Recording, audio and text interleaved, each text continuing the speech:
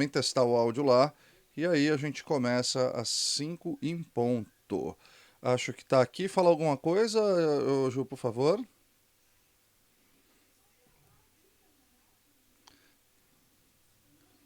Deixa eu ver uma.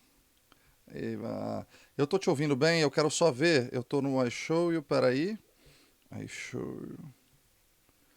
Tá, pelo que eu entendi, tá saindo. Vocês escutam a Dani? Dani, você escuta a Ju aí? Deixa eu ver só na configuração aqui, se tá tudo certo. E aí a gente começa já mais um. Já entendi o que estava errado aqui, peraí. Aí, show, e pronto. Acho que agora, Dani. Dani, Ju, tô falando com o Dani lá. O Dani te ouviu bem. Ju, peraí, só uma coisa, deixa eu ver pelo OBS. Você pode comentar alguma coisa? Ju, pode falar alguma coisa? Olá, olá, tá me ouvindo bem?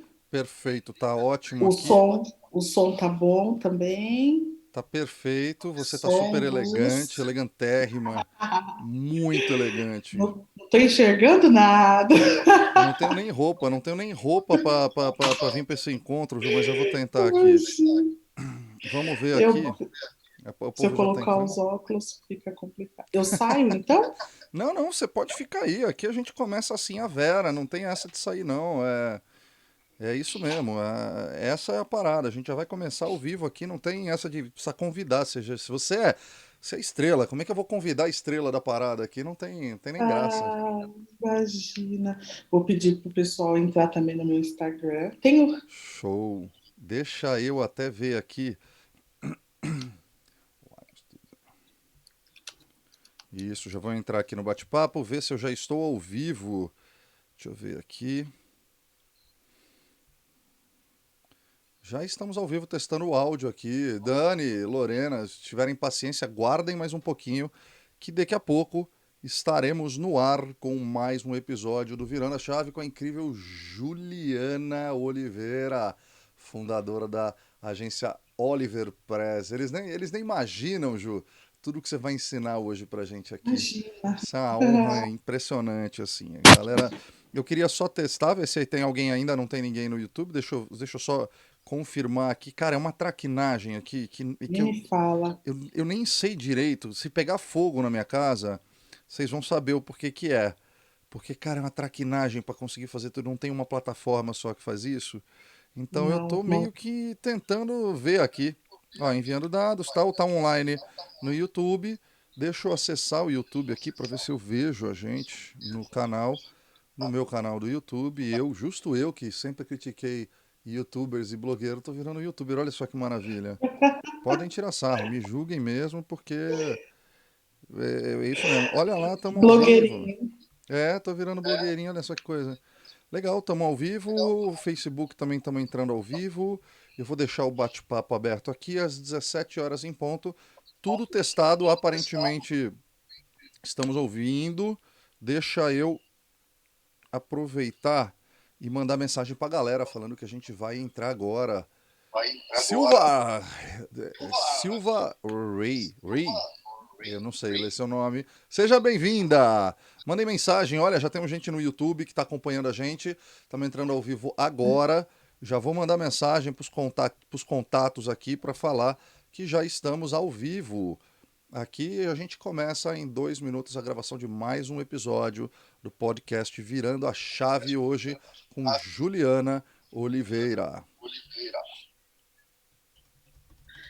Ai, ai. Tô mandando aqui também os links, convidando algumas pessoas. Ai, Espero que que seja um legal, Ju. bate-papo interessante, que vocês gostem. Como eu te falei, eu estou sem óculos, né? Então imagina. Fica à vontade, pode colocar o óculos. Imagina eu que eu não posso tirar minha cara, né? Então, para você ainda tá fácil, né? Antes fosse, né? A gentil de Ju, na sua verdade, parte. a gente, na verdade, antes eu gravava isso presencialmente, eu espero poder Uhum. voltar a gravar. Então, geralmente eu tinha dois convidados que participam ao vivo com a gente dessa gravação. E geralmente tenho mais. Ó, o Léo. Fala, Léozão! Tá aí junto com a gente. Léo, eu e o Léo temos um projeto aí que a gente precisa tirar do papel, que vai ser muito interessante. Né, Léo? Será que vai? Não vou falar o nome aqui não, mas é um nome muito interessante. A gente queria fazer um podcast aqui, não tá dando tempo, né, Léo? Mas a gente queria fazer um podcast bem interessante aí, meio provocador, assim, provocativo, É, disruptivo também. Aí, virando a chave, empreendedorismo? grande Leozão. Leozão virou a chave. Leozão é um virador de chave nato. Né? Eu descobri também com a Flávia Lippe, uma querida amiga, que também foi entrevistado pro podcast Virando a Chave, que na verdade a gente não vira a chave, né? A gente é um quadro de chaves. E que a gente vai ativando e desativando esses quadros ao longo do tempo. Que não existe viragem, não existe só essa opção virar ou desvirar a chave, né? Eu digo que a qualquer momento eu desviro, viro de novo e tá tudo certo. Não tem problema nenhum com isso. Olha lá, a galera começando a entrar Vou aqui. Já tem tirar uma aqui. galera no YouTube. Boa tarde, Letícia. Tá pelo YouTube. Letícia, você escuta a gente bem? Aí, Letícia, manda uma mensagem para a gente saber se vocês estão ouvindo a gente, para a gente já começar a gravação de mais esse episódio do podcast Virando a Chave. Episódio de número 17, ou o quinto episódio da segunda temporada. Hoje com a Juliana de Oliveira. É Juliana de Oliveira ou é Juliana Oliveira? Bom, o meu nome é Juliana de Oliveira Campanha, mas profissionalmente eu assino Juliana Oliveira. Ah, então tá. Então eu não tô errando tanto assim. Não, não. Tô errando só um pouco. Na verdade, Juliana Oliveira. Acho até estranho quando me chamam de Juliana de Oliveira. Só na assinatura mesmo. Que legal. Escuto bem, sim, áudio perfeito. Que legal, Letícia, Patrícia, muito obrigado pela presença de vocês aí. Espero que vocês todos estejam me ouvindo bem. E vamos começar agora, então, aqui. Ana Carolina também está presente lá pelo YouTube. E tem uma galera entrando aqui também pelo Instagram e pelo Facebook. Então vamos começar a gravação. Olá, amigos O do meu Virando. áudio não tá, Oi, pode falar. o áudio não tá duplicando, não, né? Não, tá perfeito, tá Então vamos perfeito. lá. Que legal, Dea também tá com a gente. Então vamos começar a gravação. Olá, amigos do Virando a Chave, chegamos ao 17º episódio do nosso podcast. Hoje você vai conhecer a história e a jornada de mais um ser humano em transformação que encontrou seu propósito ao longo da vida e em algum momento virou sua chave. Ela é nascida em Osasco, sendo a única mulher e a mais nova entre 3 irmãos. Ela é mãe do Arthurzinho, de 1 aninho, jornalista de formação e com especialização em relações públicas, finanças para comunicadores e gestão executiva, essa última especialização pela Harvard Business School. Tem mais de 15 anos de experiência em jornalismo, começando a carreira em redação de revistas. Pouco tempo depois, migrou para a área de assessoria de imprensa, onde se especializou no atendimento de clientes de tecnologia, inovação e empreendedorismo. Nos últimos 10 anos, atuou na comunicação de mais de 300 startups. Em 2015, ela fundou a agência Oliver Press, uma boutique de comunicação especializada em estratégia corporativa e relações públicas. Nesses 5 anos de existência, a Oliver Press já atendeu cerca de 70 clientes entre startups e médias empresas. No episódio de hoje, vamos conversar e aprender muito com a Juliana Oliveira. Ju, seja super bem-vindo. Muito obrigado pela tua presença aqui no podcast. Vai ser uma honra para mim estar aqui com você. E todos vocês são nossos convidados do episódio de hoje e vocês poderão mandar as suas perguntas pelo YouTube, pelo Facebook, pelo Instagram. Ou por onde a gente está transmitindo esse episódio. Ele também vai ficar disponível depois em todas essas plataformas pelo formato de vídeo e vai ficar também disponível em formato de áudio nas plataformas de streaming, como é disponibilizado o podcast Virando a Chave. Sejam todos muito bem-vindos. Ju, seja muito bem-vinda. Primeira coisa, Ju, conta para quem não te conhece um pouco da tua história e como você chegou até aqui. Obrigada pelo convite, Marcel. É uma honra estar aqui conversando com você. Bom, você falou tão bem de mim que eu fico até sem saber por onde continuar, assim. Eu sou uma apaixonada pelo jornalismo, nunca imaginei fazer outra coisa, nunca pensei numa segunda, terceira profissão. E cheguei, mas nunca imaginei ser assessora de imprensa, né? Então, eu sou uma amante da comunicação, eu amo falar, eu amo me comunicar com as pessoas. E e relações públicas, assessoria de imprensa me permite, pensando assim, mais de 300 startups, foram mais de 300 histórias de empreendedores. Foram histórias de sucesso, não tão de sucesso, que foram regando, me permitindo conhecer este ecossistema, né? Então, acho que o que eu me apaixonei pelo jornalismo era poder ouvir e contar histórias. E a assessoria de imprensa me permite colocar essas diferentes histórias nos meios de comunicação. Então, como você me resumiu bem, eu sou jornalista, sou formada em Osasco pela Unifiel, entrei numa agência de comunicação, numa revista chamada TI Inside, que tem até hoje a parte de site, então só escrevi sobre tecnologia a vida inteira, tecnologia da informação, na verdade, telecom. No começo não entendia nada assim. Para mim, tecnologia era só celular. E ali eu fui aprender sobre software as a service, sobre infraestrutura.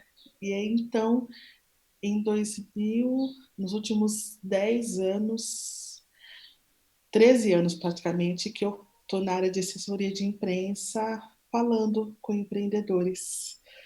E decidi virar a chave, ao invés de eu só ouvir e divulgar esses empreendedores, eu também ser uma empreendedora, né? Foi daí que nasce a Oliver Press. Acho que eu sou uma Ju, junção aí de 300 empreendedores que eu ouvi e me relacionei. 300 na época, né? A gente tem quase 400 empreendedores, empresas, enfim. Ju, alguém na sua família já era empreendedor, já mexia com tecnologia? Porque eu sempre Nada. gosto, me interesso muito antes de me interessar pela sua empresa, eu me interesso pela sua pessoa, né? Para mim não existe CNPJ sem CPF, né? E também acho que nenhum CLT vale um AVC. Então, quando eu junto todas essas siglas na minha cabeça, eu tento descobrir quem que está por trás dessa história toda, né, de empreendedorismo. É, tem algum empreendedor na sua família? Não precisa ser de tecnologia. Primeiro, se tem algum empreendedor. Segundo, se tem algum jornalista ou alguém que se envolveu por essa carreira de empreendedorismo dentro da área de inovação e tecnologia. Bom, eu sou filha de metalúrgico e uma dona de casa. O que meus pais tiveram de empreendedorismo foi que eles tiveram uma cantina, mas também não foi nenhuma experiência empreendedora. Tem um tio empreendedor, que tem uma empresa familiar, mas também eu nunca me relacionei nessa parte de entender os negócios dele. Sou uma das poucas, como de uma família negra, classe média, sou uma das poucas, uma das primeiras, na verdade, poucas não, uma das primeiras a me formar, né, a conquistar um diploma universitário. Jornalismo, ninguém. Então, a minha referência é aquela coisa, quando você tem uma referência, eu tinha a Glória Maria, que eu via Que aquela legal. mulher negra, empoderada, conhecendo o mundo, contando histórias. E eu sempre ficava assim, meu Deus, como que ela, essa mulher negra, ia para os Estados Unidos, para a Finlândia, para o Japão? Será que ela sofria racismo lá? Minha primeira pergunta foi: será que a Glória Maria sofria racismo lá? Será que essas pessoas não estranhavam? Como ela é poderosa, como ela é inteligente? Então, ali foi essa vontade de comunicação, trabalhar principalmente em TV, porque eu via Glória Maria e eu queria trabalhar em TV, não em frente às câmeras, mas como produtora, porque aí eu contaria as histórias, eu iria atrás. Então, tudo foi assim, eu fui cavando por este sonho de fazer o jornalismo, fiz 4 anos de faculdade, não tive também aquela experiência de quem trabalha com estágio em grandes redações. Então, eu tinha que pagar mesmo, trabalhar com telemarketing para poder pagar a minha faculdade, vender o ticket. Meu pai ajudava a bancar a faculdade, eu era bolsista. No último semestre, eu falei: bom, eu preciso entrar na área, eu preciso entender o que é isso. E eu falo que aí eu fui ganhar um bom dia, na verdade, porque eu não ganhava nada no estágio. Pedi demissão, juntei uma grana ali para poder conseguir pagar o último semestre da faculdade, pedi demissão e fui fazer um estágio numa redação da Isto É, Dinheiro. Isto É Gente, perdão. E lá eu conheci o meu marido, que é jornalista. Então foi ali que abriu um mundo para mim de comunicação, né? Porque ele já tinha bastante tempo de experiência, os amigos jornalistas, então hoje eu falo que eu me relaciono com jornalistas, eu respiro, né? Nesse ambiente de jornalismo, mas tudo por vontade própria mesmo, assim, de querer conhecer, de querer desbravar, enfim, de seguir nesse mundo de comunicação. Tanto é que eu nem ia fazer minha formatura, porque eu achava que eu não ia entrar na área. Sabe aquela decepção da faculdade, da área? Ai, nem vou fazer faculdade, nem vou entrar na área. 4 anos ali perdidos, mas eu tenho uma força de vontade, eu sempre digo que o não eu já tenho sempre, então eu falei, não, eu vou entrar na área, eu vou entrar na área de qualquer maneira, eu já não entrei para ganhar zero, eu entrei para ganhar R$ 500. Eu não me imaginava que hoje eu teria uma empresa de comunicação com 15 jornalistas. Que legal. Então, O passa que, um filme na minha cabeça. eu imagino. Essa é uma das ideias, tá? Que nós vamos abrir o programa, aquele quadro do Faustão, sabe? Que as pessoas vêm falar, você chora. Não, tô brincando. Mas, Não, pelo amor de Deus. não, me conta um pouco, porque assim, pelo que você me contou da sua história, você teve muita correnteza contra, né? Primeiro, o empreendedorismo no Brasil, a correnteza é muito forte contra, né? Eu tô vendo entrar vários amigos meus aqui que são empreendedores, cada um do segmento diferente, e eu sei o quanto esses caras estão remando para você conseguir se manter vivo no Brasil. Não tô nem falando pra você ficar rico, né? O empreendedorismo no Brasil e um pouco no mundo, ele é muito glamorizado pelas capas de revistas e pela mídia, só que a gente esquece ou não tem a informação de que mais de 50% dos empreendedores brasileiros são mulheres e negras, que 99% dos empreendedores brasileiros não são iguais os astros, né, do empreendedorismo que a gente fala, que as histórias são muito inspiradoras, é legal, mas que é a grande minoria. Dentro dessa correnteza que você sofreu na sua vida, uma delas é empreender no Brasil, segundo, ser mulher que fale de tecnologia dentro de mídia, que não era algo comum até um tempo atrás e ainda não é tão comum porque a gente vive numa sociedade mais machista.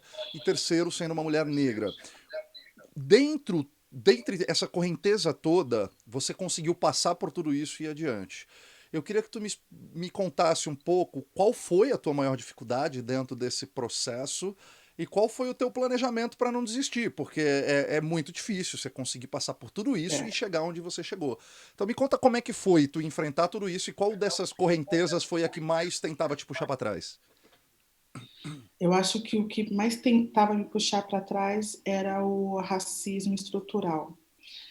De você não pode, você não é boa, sempre tem alguém ali melhor para você, melhor do que você, você não é estratégica. Então, eu tinha que ter forças sempre, né? Então, mas é interessante porque a minha primeira chefe, a minha primeira editora na comunicação é uma mulher negra, mulher forte também. Então, acho que primeira e única que eu conheci nessa parte de comunicação. Aprendi muito com ela, aprendi de tecnologia, editora, enfim. Ela com certeza foi uma das poucas também neste mercado, e eu estou falando dela pelo menos se eu estou há 15 anos, ela pelo menos há 20, 25 anos neste mercado. Quando era muito diferente eu ir aos eventos de tecnologia como repórter. Engraçado que quando eu entrava nos grandes hotéis, para as coletivas de imprensa, as pessoas sempre achavam que eu era o staff. Não, eu sou a Havia aquele repórter. olhar estranho, ou quase que preconceituoso mesmo, né, Adri? Ju? Mas eu sempre me impus assim, nunca deixei isso me abalar, nunca, nunca. Eu entrar em qualquer lugar, seja fonte, presidente de grande empresa que eu tinha que entrevistar, isso nunca me deixou diminuída, porque meus pais me deram muita estrutura para isso, né? Meus pais sempre me falaram assim, como mulher, como negros, né, criando filhos negros, que o único legado que ele poderia deixar para a gente era a educação. E a gente só poderia fazer a diferença no ambiente por meio da educação. Então, mesmo a minha mãe sendo dona de casa e meu pai ferramenteiro, ambos muito inteligentes, assim, eles passaram muito isso para mim. A minha mãe em especial passou muito essa questão do empoderamento, né? De eu não não depender de eu ir à luta, de eu ir atrás, se eu gostaria de ser jornalista, que eu fosse jornalista, se eu fosse advogada, que eu seria advogada. Então, eu sempre tive isso muito forte em casa. Então, essa estrutura familiar foi o que me deu base para eu não baixar a cabeça para nada neste mundo. Nas agências de comunicação foi quando eu percebi um pouco mais, porque eu também, por esse meu perfil de comunicação, perfil mais de liderança, eu sempre atingia cargos de comando, então passei para coordenação, depois para gerência, então foi ali que eu gerenciei, cuidei do lançamento e da gerência de quase 300 startups. Eu tinha uma equipe grande e sendo sempre a única mulher negra ali, né? Então, tanto que em uma das agências eu percebi assim, não, gente, eu preciso trazer mais dos meus neste ambiente. E comecei, nem se falava em questão de diversidade, eu precisava trazer mais jornalistas para aquela agência. E eu ouvi, você quer criar um núcleo Brasil, é isso? Esse monte de gente negra aqui. Nunca tinha. Eu fui a primeira negra ali. E foi muito legal não, modo de dizer, porque eu falei assim, eu gerenciei mais de 40 contas em uma outra assessoria de imprensa. Ele não acreditou. Falou, ah, não, começa como atendimento mesmo, que eu acho que é o que você sabe fazer. Falei, tá bom. 3 meses depois eu fui coordenadora e 6 meses depois eu estava como gerente. E ali eu fiquei durante um bom tempo. Então, esses nãos, né, estruturais que eu recebia, o que eu precisava ser forte, ou então que uma equipe que não entendia, que a chefe negra cobrava, foi me fortalecendo. Eu acho que também é uma coisa muito legal, porque eu também, meu sonho sempre foi entrevistar uma fonte negra. Em tecnologia não se tinha muito, né? Depois sempre foi ter cliente negro para colocar nos veículos de comunicação. Também não se tinha muito disso, né, nesse ambiente de startup. E aquilo internamente foi me incomodando aos poucos, quando chegou o momento que eu achei que era melhor eu empreender, criar minha agência e colocar meus propósitos ali em prática. E essa é a minha próxima pergunta, Ju, para você contar um pouquinho mais para gente. Quando morre a Ju, funcionária, e quando nasce a Ju empreendedora? Isso foi motivado por algum tipo de decepção? Foi por um desejo? Você sempre quis empreender? Você sentiu que as coisas não eram do seu jeito e você queria implementar do seu jeito? Como que foi esse processo de decisão? E posteriormente, como é que foi o seu planejamento? Você simplesmente chutou, chutou tudo para cima e deu de louco e foi? Ou houve um planejamento? Bom, eu estava quase entrando num processo de burnout ali com o meu diretor, homem branco, machista e racista. Aquilo me incomodou muito, muito, muito, muito, assim. Então, eu também nunca imaginei que eu seria empreendedora. Eu imaginava que no máximo eu iria para uma outra agência de comunicação. Mas eu estava tão estressada, que eu decidi dar um tempo, mas a vida não me permitiu dar esse tempo. Foi quando eu pedi demissão. Durante 6 meses eu me preparei para essa demissão, sim. A melhor coisa que eu ouvi, que me deu mais força, foi quando o meu antigo empregador falou: mas você vai contar moedas se você for pedir demissão? Aquilo, eu falei: por que você acha que eu vou contar moedas? Não, porque, né, se você pede demissão e não vai para lugar nenhum, o que você vai fazer da vida, como você vai se manter?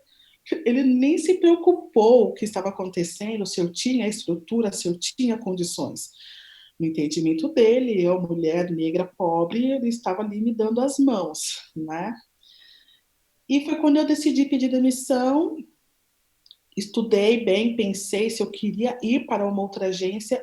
O que me fez não ir para uma outra agência foi o medo de encontrar um outro diretor ou um outro chefe como aquele. Eu tive medo. Durante um tempo eu falei, eu não vou ter estrutura para aguentar aquilo de novo. As pessoas não largam Então, as empresas, elas largam definitivamente seus chefes, né? É com certeza, impressionante. eu larguei meu chefe e meu antigo empregador, com certeza. E então foi quando um cliente né? Me perguntou onde você está. Eu falei, estou em casa, não estou trabalhando para ninguém. Me indicaram para um cliente que está comigo até hoje, que é o Bruno Rondani, da plataforma 100 Open Startups. Ele precisava de uma jornalista que entendesse de inovação, tecnologia. Me apresentaram. Ele olhou e falou: Você entende de inovação? Eu falei: Entendo de inovação. Novamente, não estava acostumado, é aquele olhar que não está muito acostumado, né? E aí, de um cliente veio outro. Falei: Bom, então já não sou mais um freelancer, né? Eu preciso estruturar. Então, foi quando nasce o nome Oliver Press, porque durante todo esse tempo, como assessora, eu era conhecida como Ju Oliver pelos jornalistas e produtores, então tinha que deixar a minha marca, né? Oliver de Oliveira. Nasce a Oliver Press, e aí eu vou atrás, assim, eu tive muitos amigos que me ajudaram neste começo, porque eu não sabia prospectar, eu não sabia fazer nada nessa parte, eu era uma boa gerente de contas, assim, eu cuidava de estratégia, planejamento, eu não tinha, eu sabia de empreendedorismo que eu ouvia desses empreendedores, durante horas de reuniões, cafés, encontros, enfim. E ali eu fui estudar, fui me preparar no Sebrae, fui estudar com Endeavor, conhecer conteúdos de Endeavor, enfim, todo o conteúdo que eu tinha. Participei de muitos eventos presenciais, então tudo que eu gostava de acompanhar e que eu não tinha tempo sendo empregada, eu me permitia, eu tirei esse período aí, eu tinha poucas contas, de pelo menos 6 meses, para estudar e me aprofundar. Tá, E ali a você chegou a Oliver fazer um Press. planejamento financeiro, então, antes por trás, de, sei lá, 6 meses, um ano, para você conseguir se preparar e em paralelo você fez um freelancer. É isso, Ju? Na verdade, eu posso dizer que assim, eu tinha o meu esposo, eu falei, olha, eu vou pedir demissão porque eu não aguento mais. Então, eu tinha um esposo que tenho, né, que trabalhando, enfim, com uma renda que conseguia segurar as contas de casa. Então, eu tenho privilégio em relação a isso, porque nem todo mundo pode pedir demissão para começar a empresa com o meu primeiro freela de R$ 500. Então, né, eu ganhava um salário de gerente, gerenciava 30 contas numa assessoria de médio porte. Fiz assim. E quanto tempo você E, demorou, Ju, até você a ter um salário equiparado ao que você tinha de gerente? Até para dar uma ideia para em quem tem ideia termos, de em virar a termos chave, de de. fazer um planejamento. Porque no meu caso, eu trabalho com serviços, né? Então, eu trabalho com serviço, assessoria de imprensa, FII mensal. Então, assim, com 2 clientes, 3 clientes, eu conseguia tirar, né, numa conta ilusória, o que eu tirava ali de assessoria de imprensa. Se eu fosse ser freela, ótimo. Só que, assim, de repente eu tenho que investir em infraestrutura, ferramentas, né, para conseguir colocar. Porque a Oliver já nasceu com as ferramentas que eu utilizava na antiga assessoria, que não são ferramentas baratas, né? Mailing, disparador de press release, o site, investir em site. Então, tudo que eu ganhava, eu reinvestia. Tudo que eu ganhava, eu reinvestia na Oliver Press. Depois da terceira conta, eu precisei trazer uma pessoa para trabalhar junto comigo, para que eu pudesse circular por São Paulo e deixar esta pessoa ali, base tranquila, atendendo as contas. Então, esse dinheiro ela ia para esta pessoa e eu fui reinvestindo. Então, a Oliver, hoje, claro, depois de 5 anos, enfim, mas ela é uma empresa que eu fui investindo bastante para conseguir hoje ter um pouquinho mais de tranquilidade e ter uma equipe hoje de 15 profissionais. Que legal, Ju, que legal, incrível a história. Cada empreendedor que eu entrevisto é uma história diferente e cada um tem as suas É, motivações e os seus privilégios. É o que eu falo para muita gente que vem me perguntar sobre essas viradas de chave, né? Como é que a gente faz isso? Não tem uma receita. Na verdade, tem que ter não. muito propósito, muita vontade, muito estômago e entender que tem muitas dificuldades. Teve algum momento nessa jornada que você achou que ia dar errado? Ou algum momento que você falou, ah lá, Elon Musk, vai, puxando aqui uma história empreendedor de sucesso, que o cara, ele tava uma semana de acabar a grana dele e o cara conseguiu fechar um contrato bilionário com a NASA. Teve alguma história assim sua de perrengue que você fala, cara, se não der certo eu vou ter que bater de volta na agência ou não, sempre deu certo desde o começo? dá sempre certo todo dia e não dá sempre certo todos os dias. Eu falo isso que ser empreendedor é levar um soco no estômago a cada dia, estourar champanhe no e-mail seguinte, entendeu? É ter o É seu aquele melhor e o e-mail. pior dia da vida no mesmo dia, né? Exato, exatamente, assim. Então, ao mesmo tempo, eu também comecei a entender um pouco mais os meus ex-empregadores, de algumas cobranças e algumas preocupações que eles tinham para fechar a conta, que eu, como empregada, não entendia. Mas uma coisa que, assim, o que me preparou muito foi o dia a dia desses quase 10 anos, né, empreendendo atendendo empreendedores. Eu ouvi muitas histórias de fracassos e o que eu mais ouvia na época era, assim, a resiliência. Tem gente que questiona um pouco, né, esse termo de resiliência, mas o empreendedor, ele precisa saber até onde é o seu limite, até onde que é o seu fundo do poço. Olha, eu consigo ir financeiramente, eu consigo ir psicologicamente até aqui. Depois daqui eu falo, não, não aguento mais, eu paro. Então, teve momentos assim, acho que o que mais, primeiro quando meus ex-empregadores perceberam que eu estava no mercado, e aí falaram, poxa, ela não foi contar moedas, então vamos nos juntar e, né, entender quem é esta Oliver Press. Eu percebi, inclusive, abordagens nos meus clientes, dos meus ex-empregadores, foi bem assim, eu falei, nossa, estou brigando com tubarões, né? Eu sou uma frila ali, uma pequenininha, de repente eu começo a incomodar. É...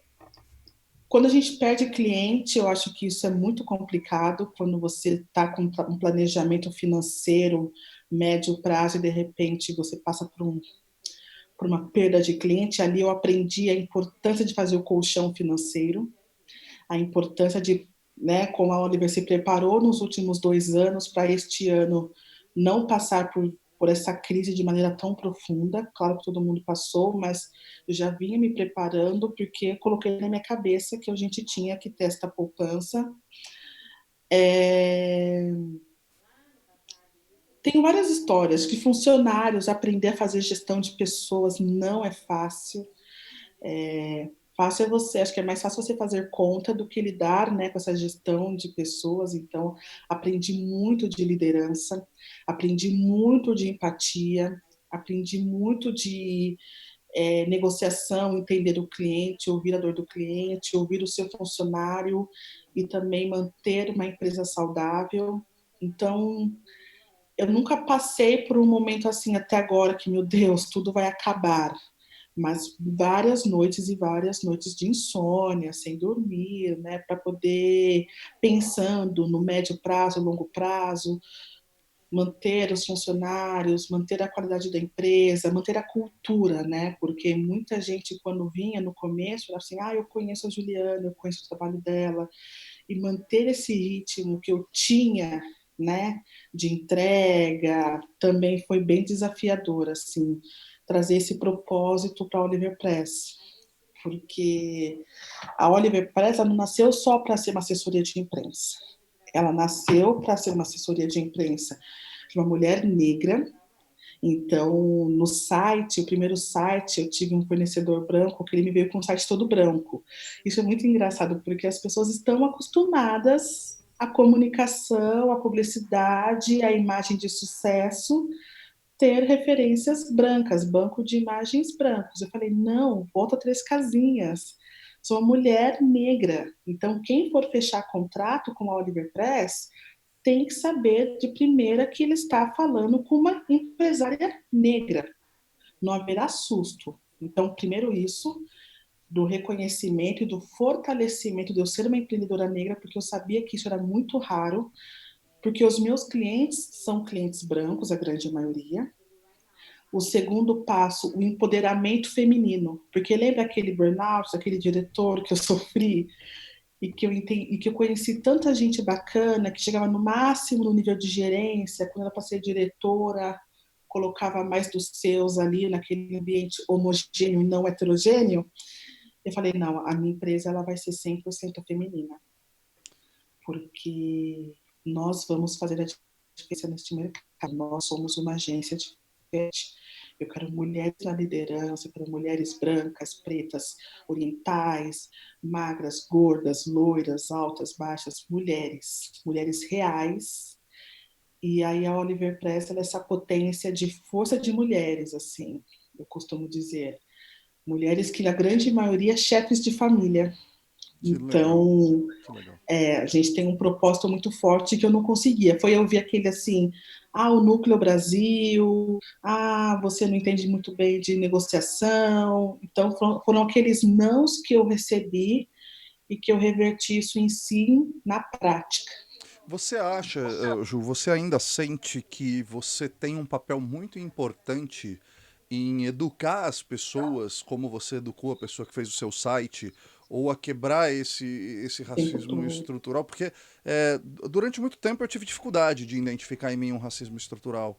Né? Porque eu falei, É, não, jamais, eu tenho amigos negros, eu não tenho, pô, os principais artistas que eu gosto são negros, músicos, esportistas, mas a gente percebe ao longo do tempo que existe sim, né? Eu vi uma campanha recentemente, inclusive com o Fábio Porchat, também falando disso, né? Falando, eu sou como é que é, um racista em desconstrução, eu sou um machista em desconstrução, porque isso vem quase que enraizado na gente. O quanto disso também é um esforço que te faz cansar, ou que te faz repensar, ou se você não precisasse ter esse esforço e dedicasse essa energia só ao empreendedorismo, seria muito mais fácil. Como é que é essa luta diária para quebrar todas essas barreiras, educar as pessoas verdadeiramente, é, e quebrar aos poucos esse racismo estrutural? no meu caso, eu não nasci uma assessoria de imprensa falando de negros para negros, né? Então já era diferente porque eu falava num ambiente não tão acostumado com a minha persona. Então, eu desconstruí, a primeira minha desconstrução é estar naquele ambiente, né? Como eu já conversei com você em outras ocasiões, eventos com mais de 200, 500 pessoas na área de tecnologia e só eu lá de pessoa negra, né? Hoje não, hoje já ainda bem que temos empreendedores e pessoas ter mais dos meus, né? Ter negros ali no ambiente, mas eu não me vi ali. Segundo, foi mostrar para os clientes que você não está. Acho que a pergunta que eu mais fiz aos meus clientes é: não te incomoda? Você percebe que não, eu sou a única aqui? E eles não percebiam. Uhum. Então, assim, não, Juliana, mas aqui não tem um ambiente, não é preconceituoso esse ambiente. Assim, não é preconceituoso, mas é um ambiente totalmente homogêneo. Eu sou a única pessoa negra aqui. Um dia eu precisei, na época, buscar na base de um cliente empreendedores negros de startup que eles não tinham. Então, isso não te incomoda, assim, não ter essa diversidade? Um segundo ponto que eu preciso fazer com os meus clientes é a importância da diversidade, é isso. Um cliente meu lançou uma campanha em que ele dizia ser para o público classe B e C, 100% de pessoas, modelos, loiras e enfim. E eu disse, mas a sua campanha não está falando diretamente com este público. Eu não me reconheço na sua campanha. Eu falei para ele, como não? Eu não me reconheço. Tem um negro nessa campanha, não tem uma mulher normal, no sentido de, tipo, ou gorda, ou não tão longilínea, nenhuma mulher com cara de brasileiro, um homem, né, uma criança oriental, ele mudou a campanha. Então, assim, são esses detalhes que eu vou passando aos nossos clientes, entendeu? Perfeito. Principalmente quando eles fecham um contrato comigo, que eles já sabem que estão falando com uma pessoa negra. Claro que na prospecção, quem não me conhece, quem não vem de indicação, pergunta 3 vezes coisas a mais, para ter certeza que eu sei daquilo, para ter certeza que eu domino a parte de comunicação e principalmente se eu domino a expertise do negócio deles, se é tecnologia da informação, se é inteligência artificial, se é e-commerce, plataforma, a parte de segurança. E na conversa eles vão entendendo que olha, realmente A mulher ela é um entende. monstro, ela vai me engolir Não, aqui. Ju, deixa eu te fazer uma não, outra não. pergunta. Quando a gente analisa o ecossistema de startups, de inovação, de empreendedorismo, não só no Brasil, mas no mundo, a gente ainda vê poucos negros atuando nessa área. Eu queria a tua opinião sobre da onde vem isso. Se você acredita que isso faz parte também no racismo estrutural, ou pela falta de oportunidade, pela falta de preparação, pela falta de acesso. Porque, por exemplo, hoje a gente vê a Adri Barbosa, que inclusive vi ela esses dias, acho que dando entrevista, acho que ela fez uma campanha do Santander No JN. recentemente. Que incrível, né? Ah, Santander. Ela fez uma ocupação no meu perfil, assim como você, Cliente da e Oliver. tenho super aprendido com vocês. E o movimento Feira Preta, Black Money. Eu, por exemplo, estou tendo acesso mais agora a um sistema de afroempreendedorismo e inovação e tecnologia. E eu fico me perguntando, eu não tinha acesso ou pelo meu meio, isso também é o racismo estrutural, ou porque isso está começando a crescer agora, mas da onde você acha que nasce isso, até para a gente começar a entender como é que a gente resolve? Porque não dá para a gente viver num país que 60% da população é negra, e quando a gente vai para qualquer tipo de estudo de liderança, de gestão, de CEO e de empreendedores de sucesso, a gente vê que é 1% dos negros. Como é que a gente, da onde que vem e como é que a gente resolve isso, na sua opinião? Olha, eu vou citar aqui um caso que é a própria Black Rocks, da Maitê, que é uma aceleradora de startups de pessoas negras, né, afroempreendedores. Então, existe.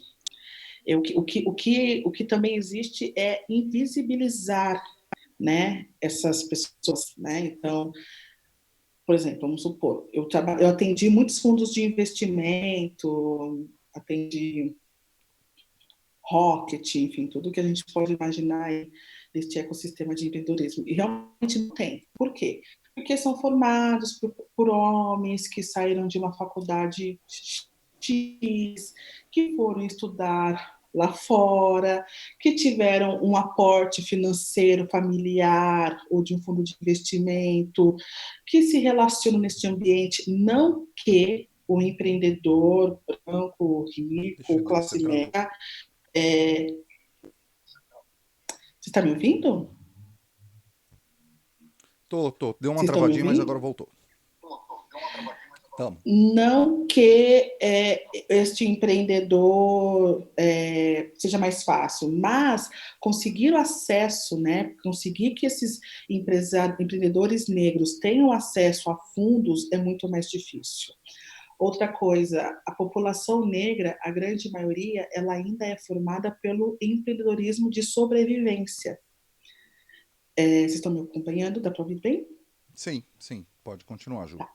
Então, por conta disso, o próprio caso mesmo, né, da Feira Preta, enfim, a gente vê empreendedores que agora estão começando a entender esse empreendedorismo de oportunidade, que é o que nós chamamos, né? Então, enxergam oportunidade na área da gastronomia, da moda, na cultura, na tecnologia. Então, neste momento, a gente tem percebido que tem nascido sim, existe. Eu, particularmente, participei de um evento que chama a Arena Black Rocks, com 98, só de tecnologia e inovação, sendo 98% dos palestrantes sendo negros. Assim, eu fiquei Incrível. encantadíssima. Maite é um case de sucesso nesta área, sabe? Porque ela consegue fomentar este empreendedorismo de inovação. Ela fala de business, ela fala de ROI, ela fala de inovação, ela fala de cultura disruptiva. Então, existe. O que falta é oportunidade. O que a Oliver Press, durante esse período, né, que me incomodava e que eu percebia que, assim, poxa, a minha agência, eu tenho acesso a esses grandes veículos. Me incomoda eu não ver mais dos meus nessas grandes mídias. Então, nosso primeiro cliente foi afroempreendedor, é a Adriana, que está conosco até hoje, com a Feira Preta. Nosso segundo cliente foi a Conta Black, que é uma conta digital, como essas contas digitais que você vê das grandes marcas, com total qualidade da Fernanda e do Sérgio, que o Sérgio, inclusive, foi capa agora recentemente da Pequenas Empresas Grandes Negócios. Ele e a Fernanda são dois empreendedores de tecnologia, assim, sensacionais. Temos a Favela também, que é uma aceleradora de empreendedores negros lá de Minas Gerais. a coalizão é de todos que reúne. Então, assim, eu entendi que eu precisava ser ponte de visibilidade para esses empreendedores. Assim como eu fui ponte, como eu sou ponte para outros empreendedores, ter este núcleo é uma questão de propósito. Né? Como tem o propósito de ser mulher negra, o propósito de ter uma empresa feminina, tem que ter eu preciso ter este propósito de diversidade, porque as redações também não são diversas, são redações brancas. Então, as assessorias não são diversas, as assessorias são brancas. Então, a Oliver tem diversos diferenciais que eu precisava trazer para ajudar mais dos meus. Então, nasce este ano este núcleo de impacto social e afroempreendedores, um núcleo que tem dado bastante certo, que tem crescido na Oliver Press, justamente para mostrar ao mercado que existe sim. A prova disso é que no mês de julho, a Pequenas Empresas conseguiu fazer uma edição inteirinha de empreendedores negros. Ou seja, tem. Uhum. É uma questão de mostrar, de dar De oportunidade. oportunidade. É isso que eu ia é isso que eu ia Oportunidade. te Esse discurso de perguntar. que eu não encontro não existe. Na verdade, o que eu percebo é que às vezes, talvez só as pessoas negras acabam se interessando e talvez o veículo de comunicação que as pessoas brancas, ou enfim, de classe média alta, não só branca, mas acabam acessando apenas aqueles que têm. Eu acho que precisa juntar um pouco e talvez venha a Oliver Press e você com esse propósito de. Peraí, vamos falar do que tem no país, dessa diversidade. Porque eu sempre digo, Ju, que o grande barato da diversidade não é porque é legal, eu quero parecer politicamente correto.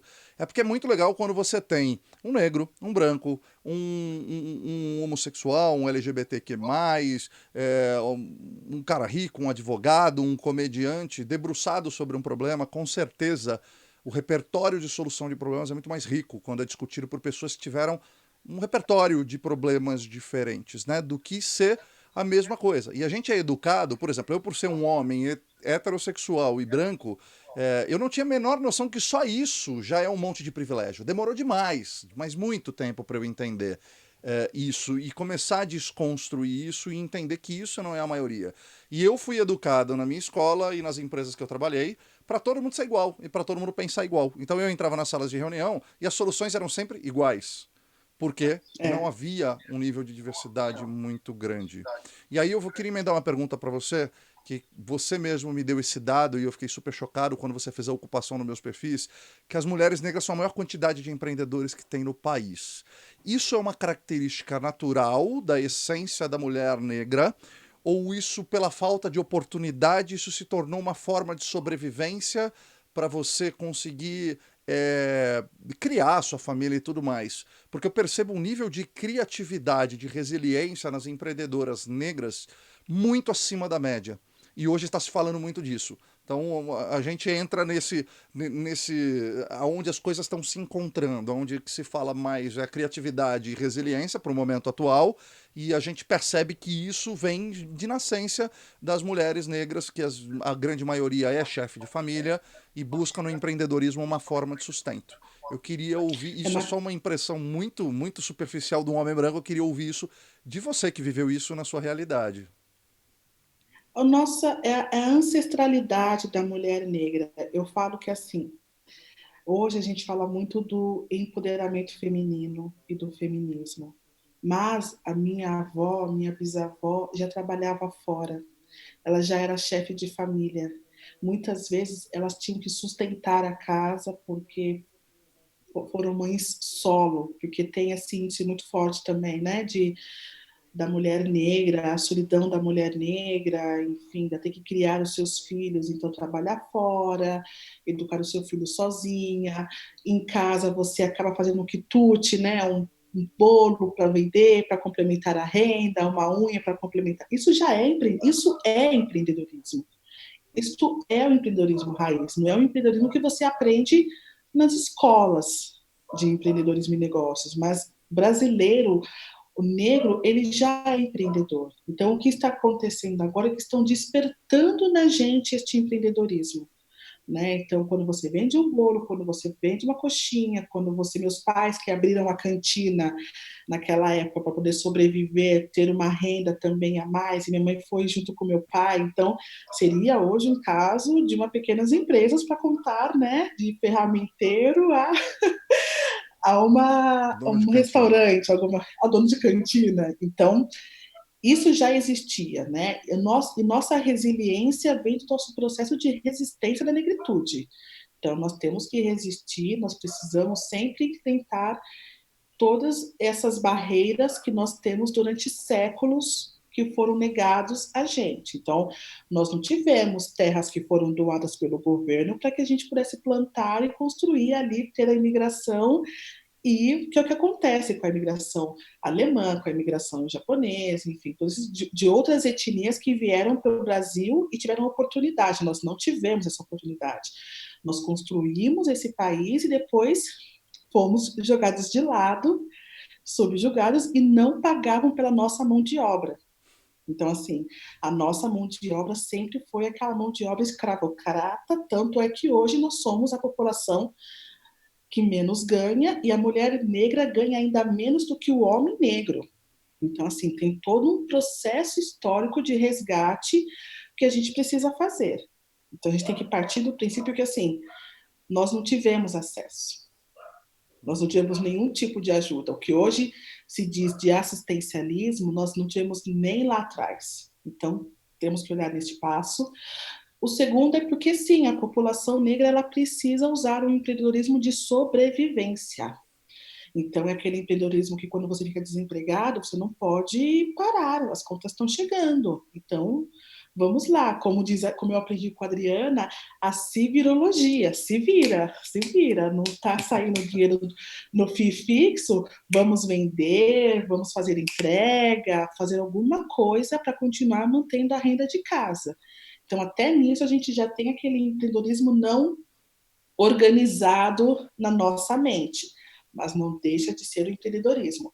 O que está acontecendo agora é que é o que eu te falei, deixa de ser o empreendedorismo de sobrevivência para pagar ali as continhas do dia a dia, para se organizar, se preparar, estudar. Então, a gente tem visto agora como o próprio Afro Hub, a própria Feira Preta, né, com a Preta Hub, estimulando, orientando, capacitando, ajudando esses afroempreendedores, né? Com noções de gestão, com noções de tecnologia, ferramentas para impulsionar os seus negócios, com conteúdo de transformação tecnológica mesmo. Então, como você que vende o seu quitute, vende a sua comida ou vende a sua roupa, pode utilizar as redes sociais, os canais digitais para impulsionar, enfim, trazer mais visibilidade. Então, o que está acontecendo é a gente está se preparando para vir uma onda afroempreendedora muito forte. Eu sempre brinco com meu esposo assim, é, se nos dão oportunidade, a gente entra com o pé na porta e faz muito bem feito. Sem dúvida nenhuma.